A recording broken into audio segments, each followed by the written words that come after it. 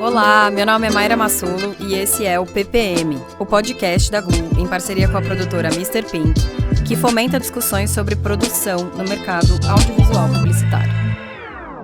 E hoje nós vamos conversar com a Mariana Souza, presidente executiva da Apro. Vitor, essa tem que soltar a palminha, assim, ó. Bem-vinda, Mari, obrigado que você tá aqui. Tô muito feliz que você aceitou e topou esse papo. Tô animada para nossa conversa.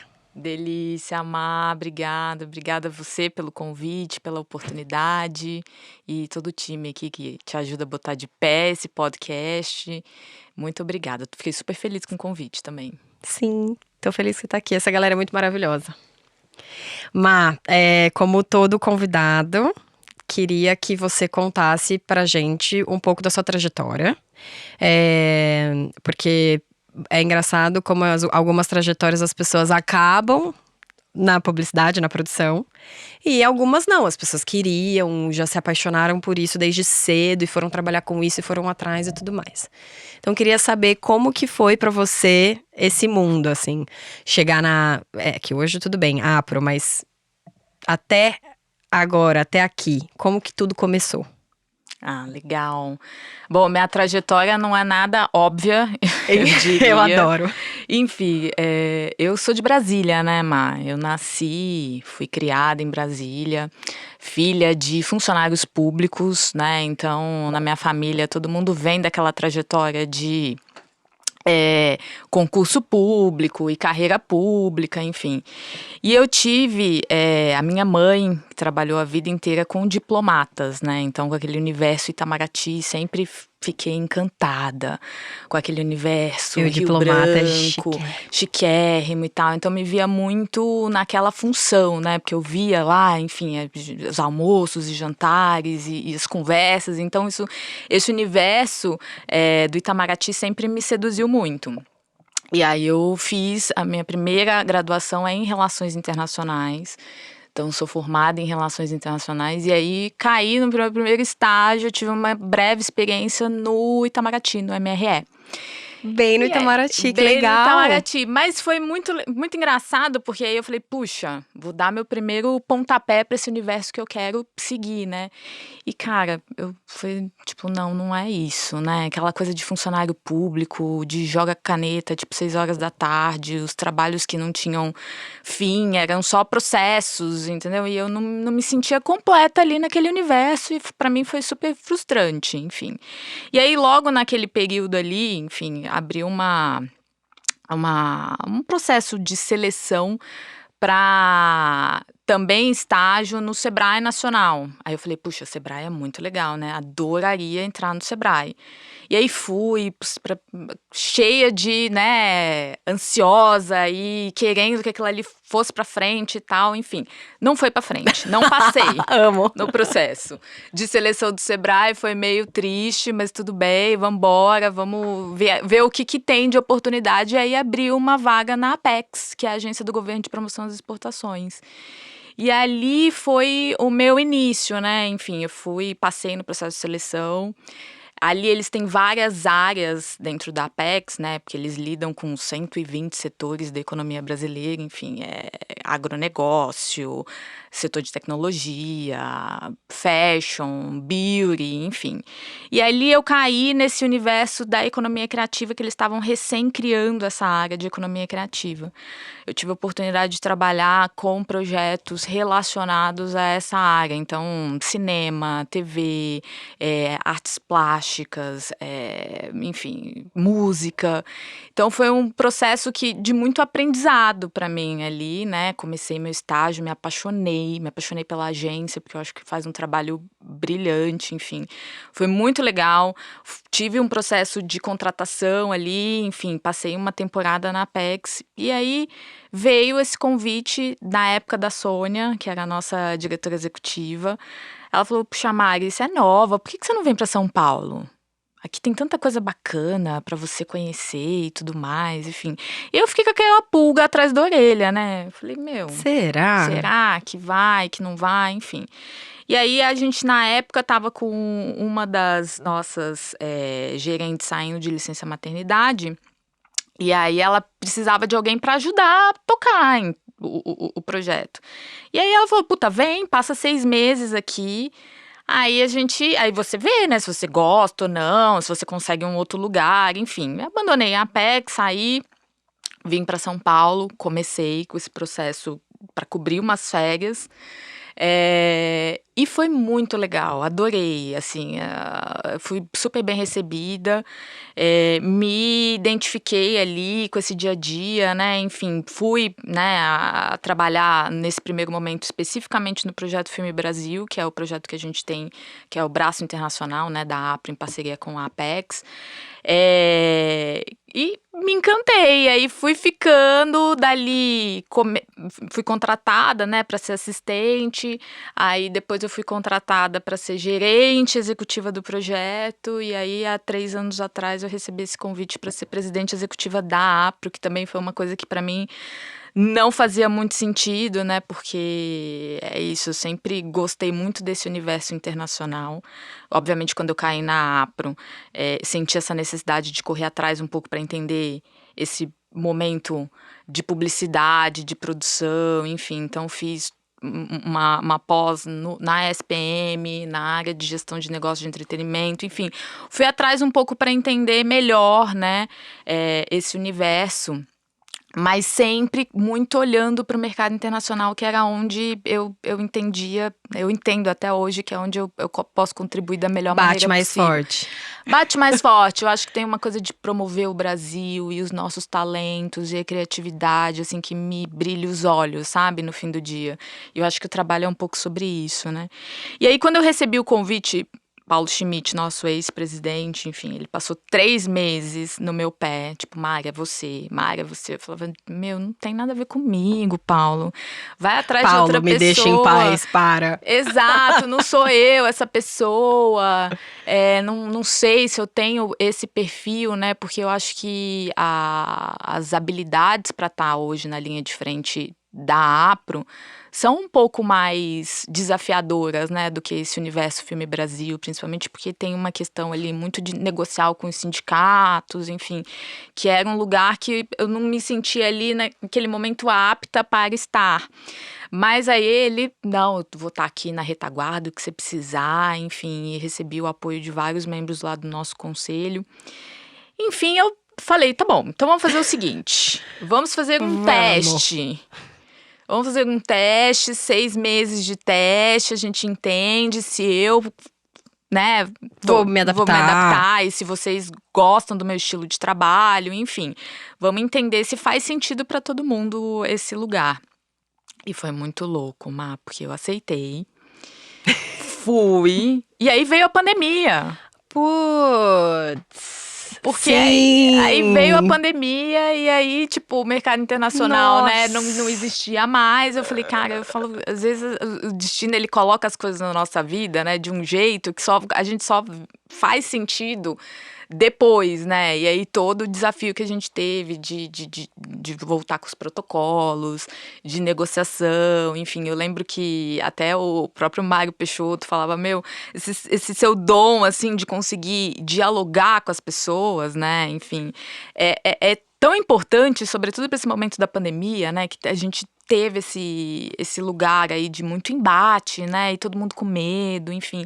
Então foi um momento muito desafiador, mas que bateu aí no meu colo e aqui estamos, né? Já passaram 3 anos, é muito louco como passa rápido. Passa rápido. E como que foi, assim, começou a pandemia, há um monte de protocolo doideira.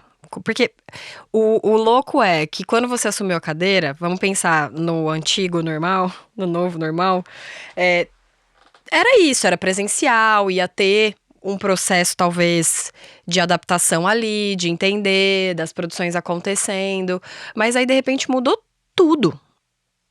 Tipo, você entrou numa nova cadeira com absolutamente tudo diferente. Por um lado, deve ter sido, obviamente, um desafio gigante, mas também uma oportunidade de você poder fazer o trabalho que você acredita.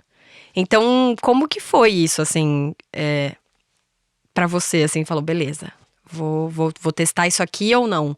Você meio que foi seguindo um dia de cada vez e vivendo. Olha, Má, foi bem desafiador, porque quando eu assumi, né, eu tinha um plano de trabalho na minha cabeça Eu imagino. que eu queria botar de pé, né? Enfim, e aí veio a pandemia e esse plano foi para água abaixo, né? Vamos lá, restart, vamos de novo. Enfim, eu acho que teve alguns momentos, né? Eu acho que o primeiro momento foi um momento muito de. Não sei se a gente pode falar palavrão aqui, mas Pode, enfim, claro. tipo, fudeu. Fudeu. A Marcela Tipo, gravou aqui esses dias e ela só falava isso. Ah, foda-se, fudeu, puta que pariu. Eu falei, bom, então, beleza. Se não podia, agora. tá tudo certo. Bom, mas teve esse primeiro momento, assim, da pandemia, que quando foi, eu lembro, e fudeu em vários aspectos, né? Eu lembro muito Fudeu. de quando rolou o anúncio de fato da pandemia, a gente tinha uma ação engatilhada para ir para os Estados Unidos, paga já, inclusive, enfim. Em Los Angeles, que é o nosso roadshow, que a gente leva os diretores para lá, enfim. 13 produtoras confirmadas, todo mundo com passagem emitida e tal. E eu lembro que eu ia embarcar para Los Angeles, sei lá, numa quinta-feira.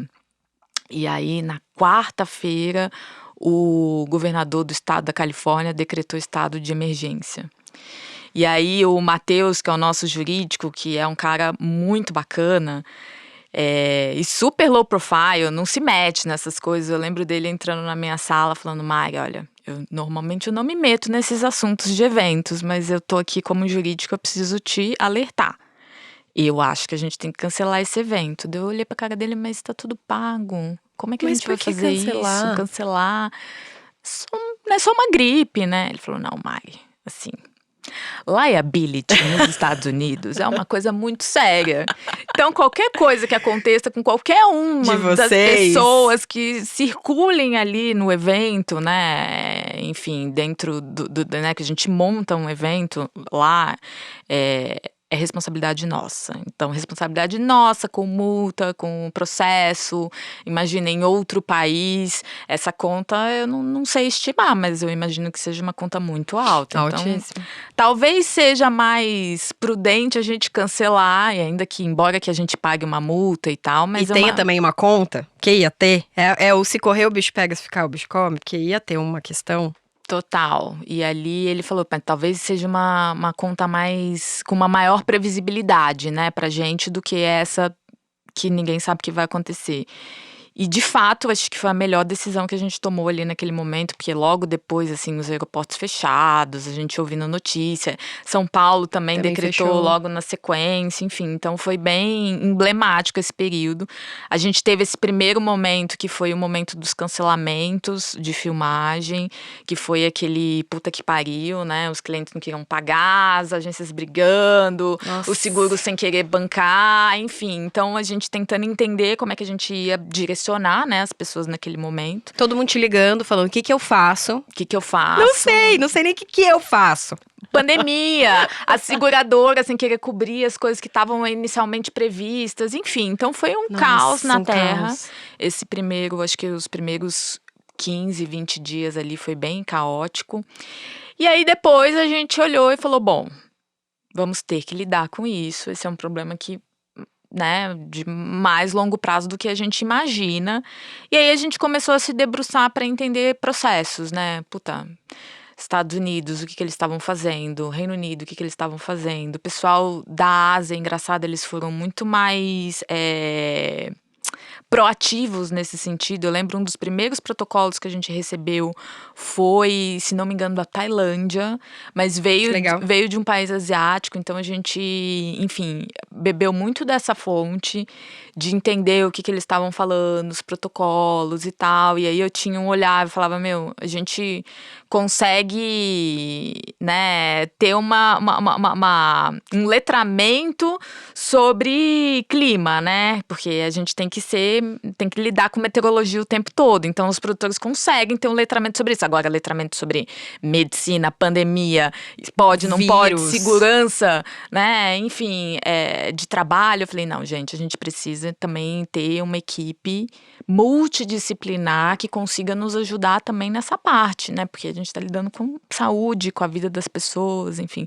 Então, foi aí que a gente trouxe também a consultoria médica para nos ajudar em todo esse processo. Então foi um Muito processo foda. de construção que, obviamente, a gente teve que aprender, né? Reaprender tudo e dialogar muito, né, com os sindicatos, tanto com os sindicatos dos técnicos quanto com o sindicato das empresas, né? Porque tinha um custo ali envolvido que ninguém queria pagar a conta.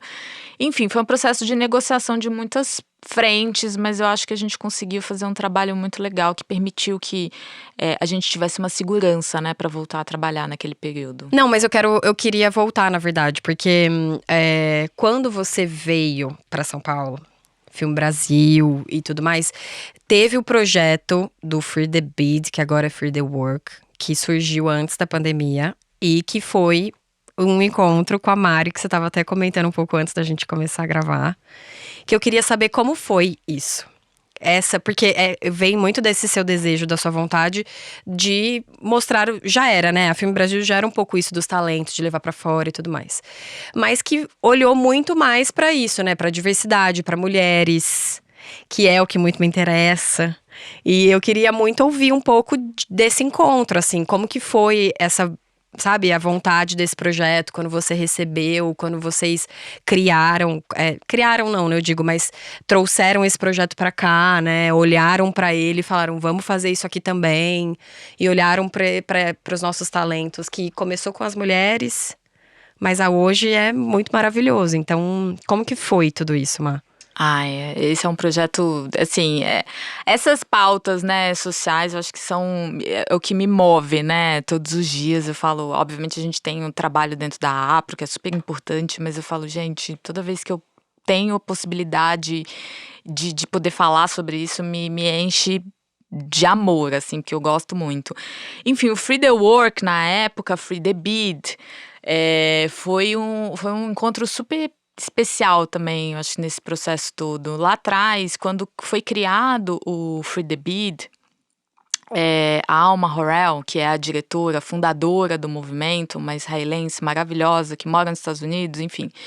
Ela nasceu nos Estados Unidos, mas ela tinha na cabeça dela que esse projeto ele tinha que crescer, ele tinha que ir para outros países também.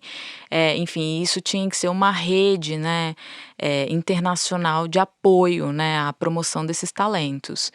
E aí, na época, um dos criativos que deu super apoio para ela, para toda a construção da plataforma, ao desenvolvimento da marca e tudo mais, foi o Rafael Risuto. Que é um amigo muito querido. Muito engraçado também, que eu conheci ele Young Lions em Cannes, lá por Dubai. Olha que louco, né? Exato, as coincidências da vida, né? E hoje ele tá aí voando, enfim.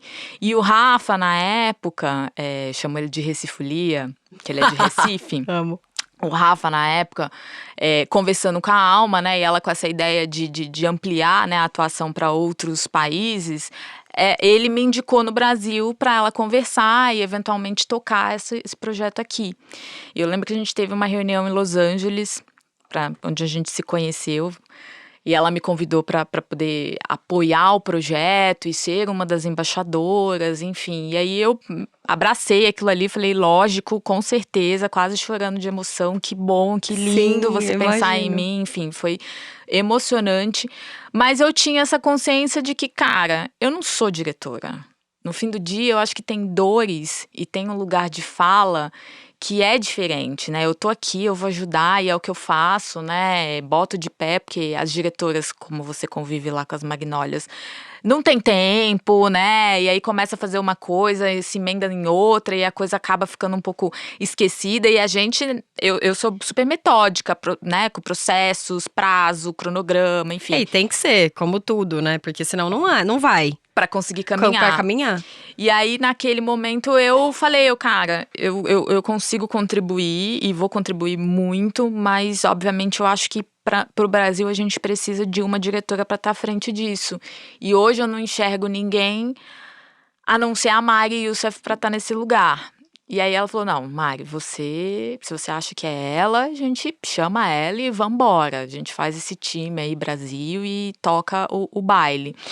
E aí a Mari topou na hora, enfim, foi aquele encontro maravilhoso. E é muito gostoso poder ter ela nessa jornada, né? Porque a gente teve várias fases, eu acho que do movimento, acho que a gente hoje está numa nova fase. Desafios ao longo do tempo que eles vão mudando também, muito louco, né? Coisas que a gente discutia, sei lá, 5 anos atrás, que hoje já não fazem mais tanto sentido da maneira como a gente discutia antes. Mas é isso, a gente ir se reinventando o tempo todo. E você acha que quando o Free the Beat começou, porque pra mim foi um marco muito grande, eu lembro que na época eu trabalhava na Finasca ainda, e foi quase como assim, cara, olha que louco isso que eu vou falar agora, vai parecer tipo meio bizarro, mas na época que o Free the Beat surgiu, chegou assim, a gente precisa começar a incluir mulheres nos pitches, nas concorrências. E você fica tipo, oi? É meio óbvio, né? Mas veio quase como um cara, por que a gente não tá dando oportunidade, né, pras mulheres e tudo mais? Então a gente precisa começar a olhar e incluir. E veio muito nesse lugar dessa inclusão, desse espaço, de abrir esse espaço. E na época aquilo me marcou tanto, eu falei, caramba, tipo, como a gente não faz isso, sabe? Meio bobo, parece idiota, mas, cara, a gente não fazia isso. A gente tá falando de, sei lá, 7, quanto tempo que você falou? Umas 6? 5 anos atrás, 5, 6 anos atrás. É muito louco. E eu acho, assim, que a publicidade, infelizmente, né? Eu acho que a gente lida com aquela pressão, né? De resultado, de números. E, obviamente, isso é importante. Não tô diminuindo a importância disso. Mas a gente esquece de dar oportunidade pro novo, né? E de arriscar. Então, eu acho que naquele período a gente tinha 7 meninas na plataforma. Hoje são mais de 84 mulheres, né? Fora pretos e trans, enfim, todos os outros universo de minorias que a gente hoje abraça. Mas, assim, é muito importante, né, essa luta, porque o que acontecia naquele período? As diretoras, elas não eram nem contratadas. Consideradas. Não, e contratadas pelas produtoras. Para fazer parte ali do portfólio da produtora, porque elas não eram chamadas para as concorrências, então a produtora, né, ali como empresa. Por que eu vou investir num talento que não tem repertório e aí, por sua vez, as agências não vão chamar para participar das concorrências? O que vem primeiro, né? O ovo, a galinha, exato. Então, aquele movimento foi super importante, porque à medida que as agências começaram a cobrar por mulheres... Quem são as mulheres que estão aí no seu, né, que estão aí no seu roster, né, de diretores? E a produtora não tinha, ficava meio feio, né? Então, ninguém queria ficar feio no baile. Então, começou esse movimento de ter mulheres, né, dentro da produtora. E aí, o ciclo vai criando esse ciclo mais natural da coisa, né? Das diretoras terem mais oportunidade de poder participar, muitas vezes surpreender num tratamento, e aí ir abrindo esse espaço aos poucos. Obviamente, ainda tem um caminho muito longo, porque eu acho que a pandemia, ela voltou, a gente voltou umas 5 casinhas nessa pauta.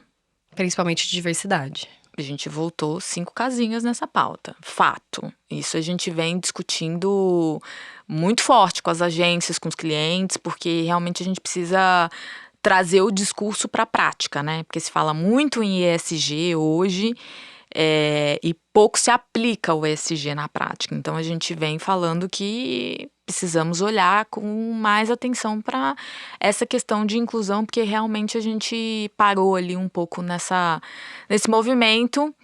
Mas eu tenho a ambição de que a gente vai voltar com tudo, viu? É curioso você ter falado isso, porque eu não tinha essa percepção. Você acha que a pandemia voltou voltou umas casinhas nessa pauta?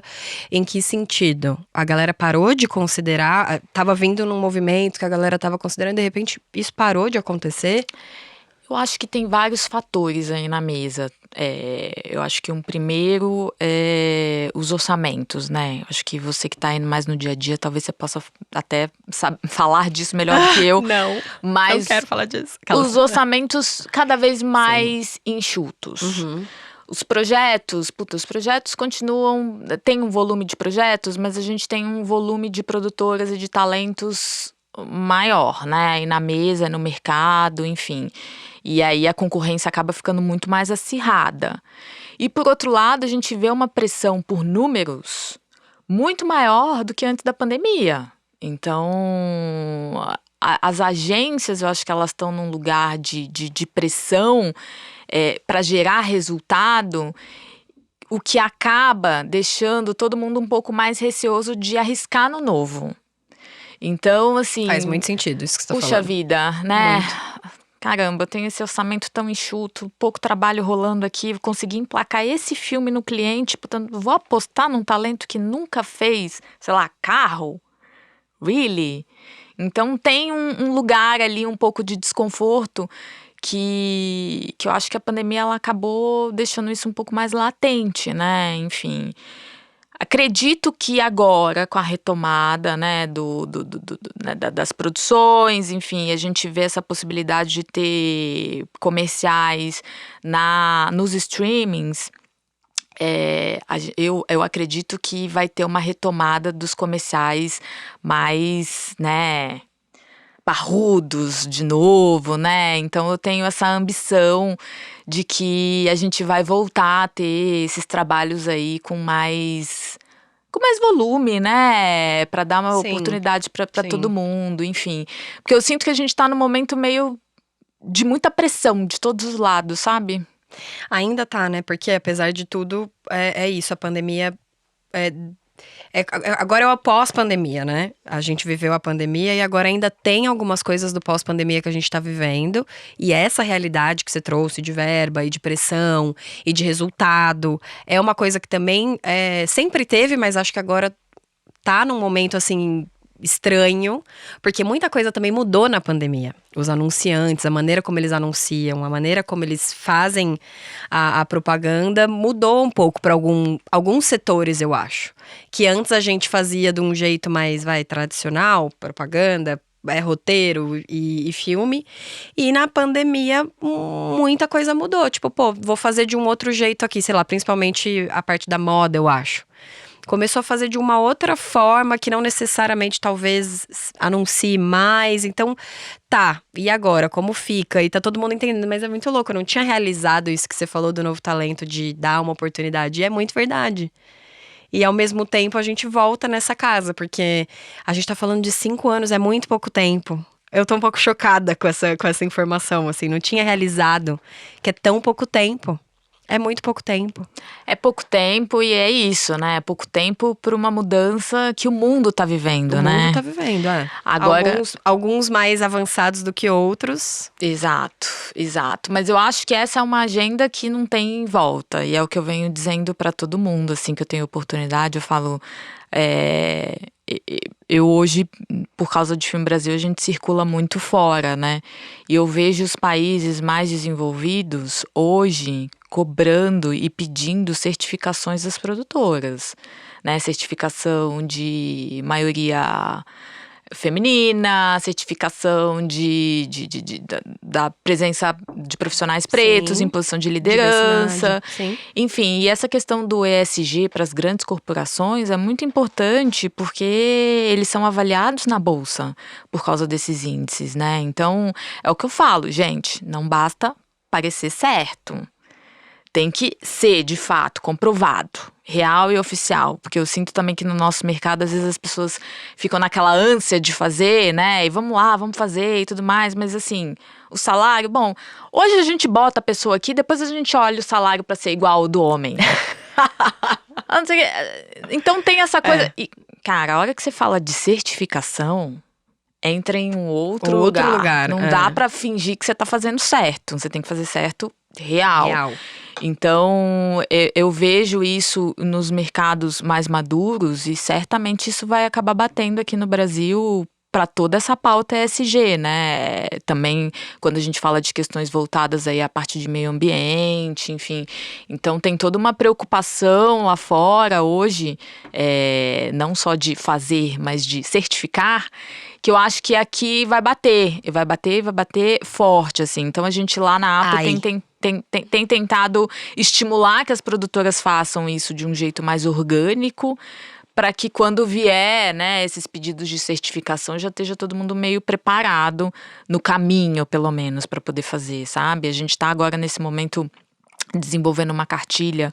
Eu ia perguntar isso agora. Como enfim, o que você diria pra gente conseguir cada vez mais olhar pra esse lugar e conseguindo aplicar, né? E aí você começou a falar da cartilha. Pois é, a gente está agora nesse momento fazendo essa cartilha voltada, porque também as produtoras, elas são super, algumas, né, reticentes, porque daí começa a vir com um monte de coisa e fala, puta Mari, mas assim, eu não tô conseguindo fechar os orçamentos, agora você vem com meio ambiente, social, não sei o quê. Calma, uma coisa de cada vez, porque a pessoa é pouco ansiosa, então vai fazer tudo ao mesmo tempo. Não, mas eu acho que não é isso que você falou, é uma pauta que não tem como voltar. E ela já é urgente há muito tempo, entendeu? Então, assim, qual que vai ser o momento? Nunca vai ter o melhor momento de colocar isso em prática. Então é isso, vamos aí, gente, vamos agora. Vamos né? agora, Então a gente tá colocando na rua essa primeira fase, que é a fase de sustentabilidade. A fase de sustentabilidade, ela inclui o social e o meio ambiente.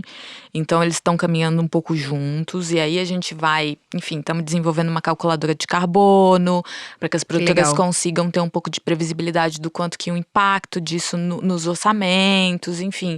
E tentar trazer um pouco de boas práticas, sabe? A gente foi atrás de uma consultoria fora do universo de produção, porque uma preocupação nossa lá dentro da APRO é trazer indicadores que sejam indicadores da indústria, né? Para que a hora que uma produtora tiver que bater na porta de algum órgão para conseguir a certificação, tá uma coisa meio nivelada de como a indústria enxerga isso.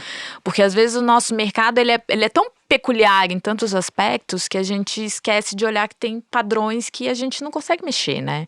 Enfim. E fora a economia, né? Porque isso está muito ligado, principalmente sustentabilidade, com a economia e as práticas de cada país.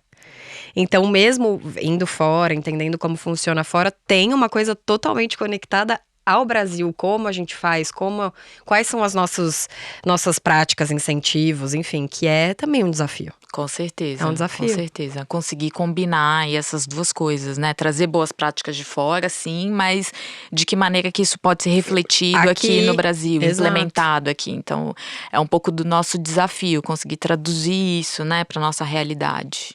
E essa cartilha de sustentabilidade que vai ser lançada agora, você tem um período de implementação, alguma coisa que você pensa, ou vai lançar a cartilha e bora já começar a fazer? Como que é normalmente, assim, no planejamento de vocês? Então, a gente vai lançar, a ideia é que a gente faça sessões de workshop com as produtoras, até porque a gente entende que tem uma curva de aprendizado, não só das lideranças das produtoras, mas quem está ali na linha de frente também, né? Os coordenadores de produção e toda a turma principalmente quando você traz esse universo para dentro dos sets de filmagem, eu acho que tem um papel muito importante dos líderes, né? Dos cabeças de equipe, de também passar toda essa consciência, né? Essa mudança de mindset ali para suas respectivas equipes. Então, acho que tem um processo de uma curva de aprendizado aí, de disseminação e de sensibilização da importância disso. Então, a gente acredita que esses próximos meses, né, o foco vai ser muito nisso, em disseminar a informação. Legal, hein? Curti. Para, num segundo momento, a gente começar a implementação real e oficial, porque aí a gente quer ter a tal certificação, a gente quer ter a avaliação da performance das produtoras, para que de fato esse certificado ele tenha lastro, né?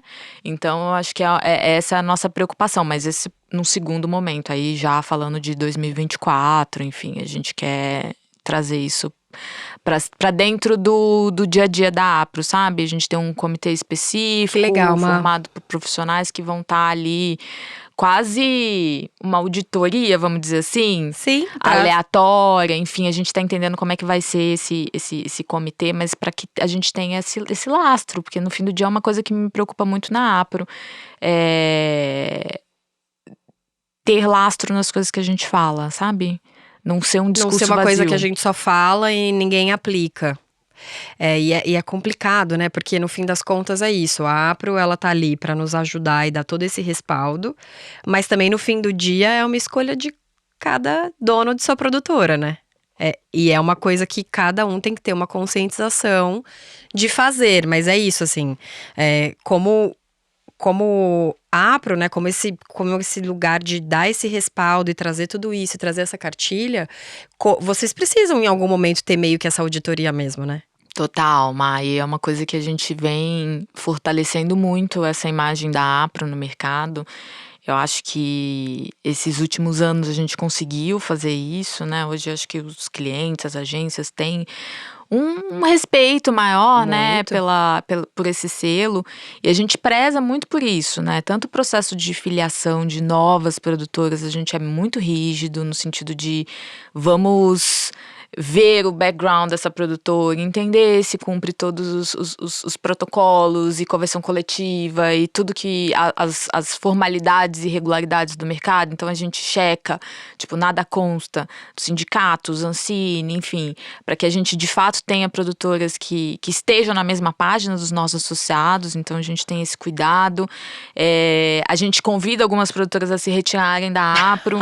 Enfim, tivemos esse momento. Adoro! Então, a gente realmente se preocupa para que, de fato, a gente tenha esse lastro que eu tô dizendo, né? Acho que... E eu acho que eu tava muito animada de você vir aqui falar isso, porque eu acho que a galera, às vezes, não tem noção do trabalho da Apro, ou o quanto a Apro tá envolvida. Acho que, obviamente, tem muita gente que cada vez mais tem essa consciência, mas principalmente nesse lugar que você falou, né? A gente convidou algumas pessoas a se retirarem, porque existe uma ética que a gente briga muito, né, nós, assim, como donos de produtora, briga muito para ter uma ética entre os colegas, e que eu vejo que é isso, assim, a Apro traz muito uma ética na forma de trabalhar, né, tipo, ó, gente, vamos todo mundo aqui fazer de um mercado saudável para todo mundo, tudo bem, somos concorrentes, mas somos parceiros e vamos manter essa ética entre nós, assim, né, protocolos, o Covid. Então,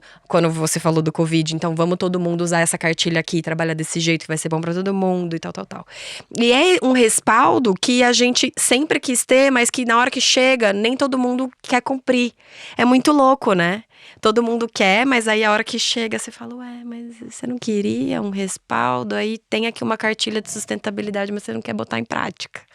Então é uma loucura que eu fico assim, gente, mas não estamos todos aqui lutando justamente para isso? Então é isso que eu fico pensando assim no desafio da Apro, porque no fim é cada um que toma uma decisão, entendeu? É a gente que toma a decisão no fim do dia. Então é sobre a conscientização de cada líder atrás dessas empresas, dessas produtoras. Então... Parabéns. É importante, mas é o que eu falo, gente, é um casamento. Eu acho que se a Apro hoje tá onde ela tá, e a gente conseguiu, né, repaginar e dar esse frescor na nossa imagem, eu acho que é fruto também desse trabalho feito pelas produtoras na ponta, né? Eu falo, eu sou aqui uma partezinha muito pequena desse processo. Porque eu acho que a união dessas produtoras, e a pandemia, acho que ela foi muito emblemática nesse sentido, porque as produtoras, elas se viram ali naquele ecossistema que hoje a gente tem dentro da Apro, se sentiram amparadas, se sentiram acolhidas, era um lugar de troca e continua sendo um lugar de troca, né? Eu acho que o fato do conselho, e o conselho foi muito feliz nessa decisão de trazer uma pessoa contratada para estar à frente da associação, e aí sem vínculo com nenhuma produtora, para poder ter esse contato com mais transparência, né, e livre, né, independente de qualquer interesse de terceiros, enfim, eu acho que também possibilitou que as produtoras tivessem essa proximidade maior, né, com a associação. Então, hoje a gente tem uma troca muito legal com as nossas produtoras. Muitas nos procuram, assim, é isso. Às vezes a gente não tem nem a solução do problema, mas às vezes liga só pra trocar ideia. Eu falo, parte do nosso dia a dia também é um pouco de ser terapeuta dessas pessoas, né? Sim. Então, de lidar com as ansiedades, de lidar com os dramas, enfim, a gente tenta ajudar também onde a gente pode. Às vezes é uma produtora que tá com um problema, aí dali a pouco a gente descobre que tem três na mesma situação, a gente consegue atender de uma outra forma, enfim. Então também sair um pouco desse pedestal e tá mais junto com as produtoras, né, no dia a dia mesmo, junto com os coordenadores de produção, que a gente tem reuniões periódicas com os coordenadores também, para entender, gente, onde o calo tá apertando, real e oficial, né, porque se eu não estiver perto de vocês, eu não sei, porque os dons das produtoras às vezes não tem esse dia a dia, né, essa vivência e esse conhecimento, enfim, de quem tá na linha de frente. Então é um trabalho, não é fácil não, demanda bastante energia, mas eu acho que a gente tem essa equipe que tá na linha de frente da APRO, tem feito um trabalho muito legal. Muito, muito mesmo. Vocês estão de parabéns. Até porque é isso, né? É isso que você falou. Às vezes liga uma produtora, meio que psicólogo, né? Um desabafo. Mas aí você percebe que ela tá passando por uma coisa que outros já passaram. E você pode dar pra ela, né? Vocês podem dar pra eles esse respaldo de tipo, calma, isso aí acontece mesmo, fica tranquilo. Outros parceiros já passaram por isso, outros colegas de trabalho passaram por isso. E às vezes, assim, uma tá passando, de repente outra tá passando e você fala, opa, peraí, então tá acontecendo alguma coisa que a gente precisa olhar. Então é importante essa troca, né? Mais do que só do nosso lado, mas também pro lado de vocês, nessa busca de continuar melhorando. E fazendo sempre o mercado ser um mercado melhor para todo mundo. Então é muito legal mesmo essa troca, assim. Parabéns. E promover essas conversas, né? Eu acho. Exato. Antes de que vire um problema, promover essas conversas com as agências, com os clientes. Então a gente tem tido um diálogo muito bacana com os clientes. Que legal, É bom saber disso. A gente foi convidado, umas 2 semanas atrás, né, Gi? Para fazer um workshop lá na ABA, que é a Associação dos Anunciantes, e a gente estava com 17 mesas de compra lá. Opa! Falando sobre o processo de orçamento, que eles queriam entender como que uma produtora pensa o orçamento. Então a gente foi… Caramba, isso é demais, hein? A gente foi mostrando o processo de decupagem dos orçamentos que as produtoras olham. Então, tipo, falamos de locação, elenco, arte. Então a gente foi explicando cada item desse do porquê que ele impacta no orçamento, como que ele impacta no orçamento. Então, para trazer esse conhecimento, porque eu acho, Má, que não tem outro caminho. Acho que as mesas de compra vieram para ficar. Eu acho que os orçamentos eles estão mais espremidos porque a gente vive uma questão econômica que sai um pouco da nossa alçada de controle. Então, acho que se a gente tem conversas transparentes e sinceras com as pessoas, né, e que de fato a gente dê lá o conhecimento para que eles entendam do porquê, como que é feito esse orçamento, eu acho que a gente tem de tudo a ter um mercado mais a ganhar, tranquilo e saudável e bacana para todo mundo, e no fim do dia a gente entender também as dores deles, né, porque eu acho que tem esse lugar de escuta também. A APRO, ela por muitos anos teve uma posição muito de embate,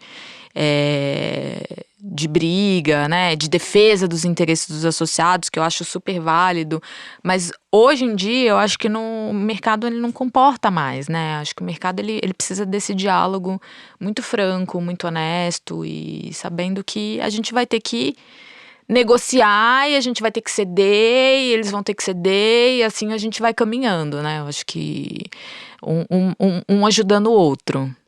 Porque senão não é bom pra todo mundo, é bom só pra um lado, né? E ao mesmo tempo abrir a conversa e ouvir o que o outro lado tava pensando, sentindo, também faz com que os associados, você defenda de certa forma o interesse deles, né? Porque é isso, você tá ali indo ouvir o outro lado e por que você não tá conseguindo chegar, né? Por que eu não tô conseguindo entrar aqui? Por que tá tendo uma dificuldade? Então deixa eu entender pra você também poder falar, ó, gente, então a gente precisa se comunicar diferente, então a gente precisa tentar olhar também pra isso, né? É defender o interesse também, quando você abre a conversa. Eu entendo dessa forma, assim, eu acho que é válido, muito válido. Não, total, acho que agora, por exemplo, a gente vive um momento que todo mundo é celebridade, né? As personalidades estão ali. E aí é o que eu venho conversando com os clientes. Eu falo, gente, é uma loucura. Porque no fim do dia, a gente fala aqui das verbas de produção, que não tem dinheiro, a gente faz, né, aqueles orçamentos super espremidos, e aí a celebridade entra e pede uma manicure de 5 mil reais, né, a figurinista que vai cobrar 80 mil, e aí o custo extra das celebridades costuma às vezes ser maior do que o filme. Sim! Então isso não faz sentido nenhum. E aí foi o que a gente vem discutindo com eles. Eu falei, puxa vida, por que não inclui esses itens lá dentro do contrato que você fecha com eles? Por que a gente não define 3 fornecedores, a produtora orça com os 3, contrato mais barato? Por que a gente não tenta definir um teto de custo para esses profissionais? E aí é isso, aí eles olham e falam, nossa, é verdade, Mari. Talvez faça mais sentido, né? A gente tentar ter essa coisa um pouco mais controlada. Eu falei, óbvio, porque pra mim não faz sentido nenhum. Você não tem dinheiro pro filme, mas aí gasta o triplo no custo extra da celebridade. Enfim, então é essa conversa que eu acho que precisa existir, né? Esse diálogo mais honesto e transparente. E é isso. O fato de você trazer uma sugestão, uma solução, vivendo, porque você vive o outro lado, né? Você sabe a dor que a gente passa. Você dá uma sugestão pra eles que talvez eles nunca tinham nem pensado, é justamente porque essa conversa existiu. Porque se você não tivesse aceitado esse convite pra ter essa troca e ouvi-los, você também não poderia dar uma sugestão que nos ajuda no fim, né? Então é muito massa. Importante, né? A pessoa estivesse lá batendo na porta só reclamando, as produtoras não querem pagar custo extra, não sei o quê. Não querem, fato, não querem. A gente também fala isso, mas trazendo uma solução pra eles, entendeu? Então eu acho que tem formas e formas de você lidar com o problema. Total. Uma, só pra gente fechar, eu queria que você contasse uma história de uma... no meio da produção, PPM, offline, tudo que a gente vive, e eu sei que você já viveu. Hoje talvez não mais, mas já viveu. Queria que você contasse uma história pra gente dos perrengues que a gente passa na vida da produção. Que você viveu. Então, é muito louco isso, né? Porque eu convivo com isso, mas eu nunca passei por esse universo de produção, até que teve uma campanha, Finasca na época, com o seu digníssimo Rafa Freire, um dos criativos, ele e o Murilo Melo, amo os dois, beijo meninos. Eles eram os criativos da Nasca na época, e a gente foi pra Cannes pra produzir lá uma série de filmes, né? A campanha era Filme Brasil. A gente fez uma série, acho que foram 10 filmes antes, soltamos, aí os diretores produziram aqui, tudo super, enfim, bem produzido e tudo mais, e aí a campanha, ela meio estimulava as pessoas a fazerem um tweet, postando ali com a nossa hashtag, enfim. E ali eu tive que lidar com... Também foi um time de diretores nossos, né, das nossas produtoras para produzir lá, eu tive que lidar com 13 diretores. Maravilha. E uma equipe enxuta de produção lá, porque a gente subia esses filmes de lá, de Cannes, enfim. Então a gente tinha dois montadores, o diretor de fotografia, enfim. Mas era uma equipe super enxuta, era meio esquema guerrilha, total. Meio não, era. Total. É isso aí. Guerrilha. E aí eu lembro que o Paulo Schmidt, na época, era o presidente, né? E ele olhou e falou, Mari... Você não precisa contratar a produtora, produz você. Tipo, filminho pra internet, é bico, bico. Porque toda a ideia da campanha que era muito massa, mas é isso, uma grande loucura pra produção, aqui a galera ia fazer um tweet, né, com o hashtag, e aí vocês iam criar um filme daquele tweet, não era isso? Exato, lá em Cannes, nas locações em e tempo tudo mais, real ali. A pessoa tweetava e você falava, vamos produzir então aqui um roteiro e vamos filmar isso aqui. Exato, mas administrando ali todos esses diretores, porque obviamente todos queriam a hora mágica do fim do dia. Eu olhava e falava, gente, não cabe a hora mágica do fim do dia pra todo mundo, então vamos negociar aqui. E aí tinha uns um pouco mais chato, porque se não tiver a hora mágica eu não vou filmar, Mário. Eu falei, bom, gente, essa coisa só tem uma hora mágica. Sei que nesse ano em Cannes, eu nunca trabalhei tanto. As pessoas me viam passando ali naquela croisette e falavam, coitada da Mariana. Que realmente a situação é de lágrimas. Mas teve uma situação. A situação é de lágrimas. Que teve uma situação que foi, enfim, a gente tava lá numa locação específica. Que inclusive o nosso amigo querido, posso falar nomes que são todos amigos queridos. Esse filme quem tava dirigindo era o Gugu. E aí, a locação, o Gugu queria filmar ali na Dantip. E aí, a nossa produtora local falava, Gugu. E o filme tinha uma cena da mulher jogando as roupas da janela. Eu sei qual filme que é. E aí, a nossa produtora falou, Gugu, não vai rolar esse filme na Dantib, né? A polícia vai bater aqui, não vai dar muito certo. Aí, tá bom, o Gugu ficou convencido ali. Achamos uma locação na casa do Renê Sampaio, diretor, amo também, meu amigo querido, conterrâneo de Brasília. O Renê falou, putz, empresta a minha casa pra vocês. Tinha lá uma varandinha com uma sacada super bonitinha, com flores, enfim. Gugu apaixonou, perfeita a locação e tal. E era numa praça que não tinha muita circulação. Então, o Gugu podia ficar ali jogando roupa que a gente achou que ninguém ia incomodar, né? Aí, Gugu joga roupa. E joga roupa, e joga roupa, e a roupa sobe e desce. Mas é uma logística, né? Porque ele jogava a roupa, aí pegava a roupa, recolhia de volta, subia. Mais um take, aí joga a roupa de novo, aí a produtora pegava a roupa, subia. Mais um take. Eu sei que esse mais um take, foram tipo, acho que umas 3 horas, 4 horas de roupa jogando. A mesma blusa, a mesma cena. É tipo assim, eu olhava pra cara dele, e aí chegou não tinha uma o hora. take. Não tinha o take, ele lá desesperado, enfim. E aí nessas, o Renê já tava animado, né? Porque aquela confusão de produção ali no apartamento dele, diretor também. Sobe blusa, desce blusa. Ele começou a ficar animado, e um vinhozinho, gente. Eu olhava assim, Renê, pelo amor de Deus, Renê. E vai, um vinhozinho, não sei o que, lá. Renê, já tá difícil normal, Renê. Imagina com vinho. Já tá causando. Aí a vizinha começou a ligar, né, pra nossa produtora, falar, não, essa isso coisa... era na hora mágica? Não, isso não, era de dia normal, a vizinha começou a ligar, reclamar, olha, tem que parar, porque já deu, 3 horas de roupa jogando na janela, não dá, não. Porque nessas, às vezes, a roupa parava ali na sacada da vizinha. Aí a gente vinha com um cabinho de vassoura pra tirar a roupa, e a vizinha começou a ficar meio puta, sabe? Aí a vizinha foi ficando puta, aí a minha produtora Mari deu aqui. Não vai rolar, vai dar ruim. E aí a gente falava com ele, Gugu, a vizinha tá brigando, a vizinha disse que vai ligar pra polícia, a gente tem que acabar aqui.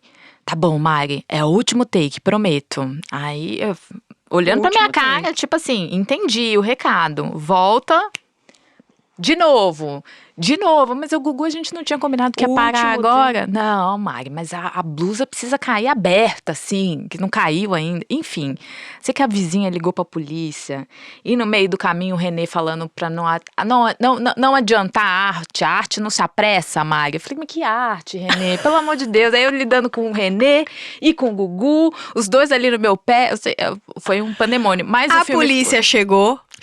A polícia, graças a Deus, não chegou. A gente conseguiu sair antes da polícia chegar. Presos em Cannes. Eu já tava querendo... Presos em Cannes. Mas o filme bombou, né? Foi o filme que teve... Só pra eu pagar a minha língua, foi o filme que teve mais visualizações. Mari. Então é isso. A arte não se apressa. É o que fica de lição. Não se apressa. Má, muito obrigado. Obrigado por ter vindo. Obrigado por tudo que você nos disse aqui, dividiu com a gente. Muito, assim, obrigado pelo seu trabalho, por tudo que você tem feito, né, para o nosso mercado. Porque, de fato, assim, é claro o trabalho que você vem fazendo e as práticas e tudo que você faz por nós, assim, o seu pensamento, o jeito que você lida também com as coisas, mas também muito de você, parte muita coisa de você fazer, pegar, e é isso que você falou, cartilha, agora vamos junto, e você se coloca à disposição, e você tá sempre aí, então assim, muito obrigado por ser você, obrigada, gente, Deus, por esse momento aí de colocar a Mari na Apro, e é isso, que bom, obrigado mesmo, obrigado por ter vindo aqui, e força, siga fazendo esse trabalho maravilhoso que você tá fazendo, conta com a gente. E é isso, obrigada. Eu que agradeço, Mai. Mais uma vez, assim, agradeço todos, a equipe toda aqui pela recepção. E dizer que a APRO está à disposição. Eu sou um pedaço da APRO, talvez, né, um pouco na linha de frente, mas eu acho que a gente tem um time lá dentro fazendo um trabalho muito bacana. Se a gente tá onde a gente tá, é porque tem… É muita gente junta fazendo, né? É um exército de formiguinhas tentando fazer a diferença e eu fico muito feliz de ver que aos poucos, né, a gente tá conseguindo imprimir aí essa imagem nova, né, dessa associação que, enfim, vai fazer 50 anos. Mas esse ano a gente tá aí esse ano de comemoração dos 50 anos da APRO, mas eu brinco que a APRO é uma jovem senhora de 50 anos e cheio de energia. Sim. Né? Sim, tá bom. Obrigada, meu amor. Obrigada você. Um beijo também. Delícia. Esse podcast foi uma produção da Glu em parceria com a Mr. Pink. E tem produção executiva da Guta Lima e Mayra Massulo, coordenação de projeto da Lígia Cardoso, Ana Cordeiro e Ana Ocampos, vídeo Leonardo Ramires, edição, finalização do podcast e vídeo Vitor Santos.